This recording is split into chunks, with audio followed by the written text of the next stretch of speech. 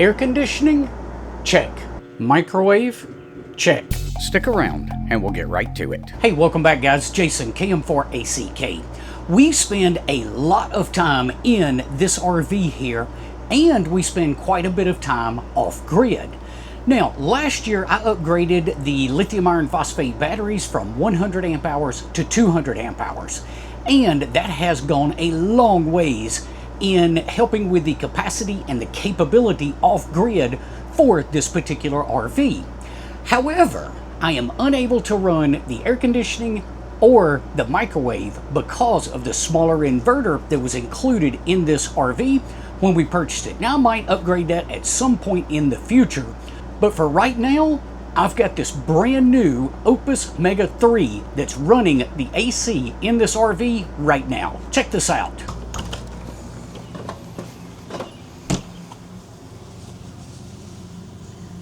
And there it is, guys. There's the camper's AC plug plugged in to the Mega 3. And I think that is pretty awesome. Now, with the AC unit running, we're pulling about 1,400 watts with this. With the microwave running, we're going to be pulling about 1,600 watts. It has a 3,600 watt capacity, so in theory, we should be able to run both of them at the same time. As of the time of this recording, Opus is running a large sale where you can save up to 54% off of their products. This is their pre-Prime Day sale, and it may even run a little bit after Prime Day. So check the link down in the description below where you can save some real coins on this product. Now, this is a big boy, not their largest unit. They do have the Mega 5, which is a little bit larger than this one, but this is a pretty big unit. This thing comes in at around 89 pounds, so just short of 90 pounds. Good thing about it, it does have the wheels that you see on the front of it, and it has a telescoping handle to help you move it around. But if you got to pick it up and put it on a table, it's a little bit of a chore. So it is rated for 3,600 watts of power with a peak output of 7,000 watts. So plenty to do what I want it to do in the RV. Now, when I say it's pulling 1,400 watts from the AC unit, that is only when the compressor is running. If you're just running the fan, you're going to draw somewhere around 100 to 200 watts. So it's really going to come down to how long do you need to run the compressor on your AC to get the RV cooled down. If you're in Middle Tennessee during a heat wave, well, that pack is not going to last very long. However, if you're in even the late spring or the early fall of the year and you're just trying to use that to keep the camper cool at night, it's probably going to do better than you expect because that compressor is not going to have to run an extremely long time in order to keep everything cooled. If the compressor ran 100% of the time, then you're only looking at about 2 hours out of the Mega 3 by itself. If you add the B2 expansion pack, you can get about another hour and a half out of it. But that's the compressor running the entire time. So if it's cycling on and off, it might get you through an entire night. Might have to be a short night, but it would get you through, I think, most of the night. So in this section over here, we've got a couple of USB-C PD giving you up to 100 watts of output, and we've got 4 USB-A. 3 of those are the QC 3.0, and one of them is just a standard 5 volt 2 amp. The Anderson power pole right here that you see is a 12 volt and gives you up to 30 amps, so this is perfect for driving a QRO radio. Of course, you've got the nice big beautiful screen right here giving you all of the information on what's coming into the unit and what's going out of it. This port over here is a standard cigarette lighter type port giving you 12 volts at 2 amps, and you also have a couple of these 5521 ports.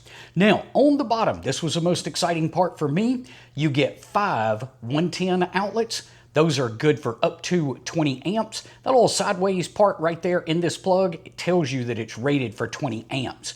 And then, this was the good one for me for the RV, this is a 30 amp plug, and my RV plugs up directly to this particular port. Now, when it comes to solar charging, this thing will handle up to 15 amps and 2100 watts. So that's a pretty good load that we can pump into this unit to get it recharged with a solar system. On the side over here, we've got a spot to plug it into a wall charger. You've got the power poles to plug up for solar, and you've got the 2 breakers, one for incoming and one for outgoing AC power. Below that, you have the expansion port where you can add something like the B2 expansion pack. And if I use that B2 expansion pack, that would give me an additional 2 kW of power, bringing me to a total of over 5,000 watt hours. Now, just like their smaller units, this one will function as an uninterruptible power supply, and it has an app that you can run on your phone, and you can basically control anything on this unit, and you can see what's coming in and what's going out all at the same time. The only thing I still don't like about that app is you do have to give them your email account or email address, and you have to sign up for an account to be able to use that. I really wish Opus would eliminate that requirement for using the app, but that's the only negative thing I can say about the app itself. Now, if all you need to do is run your lights in the RV, all of these are LED lights in my case,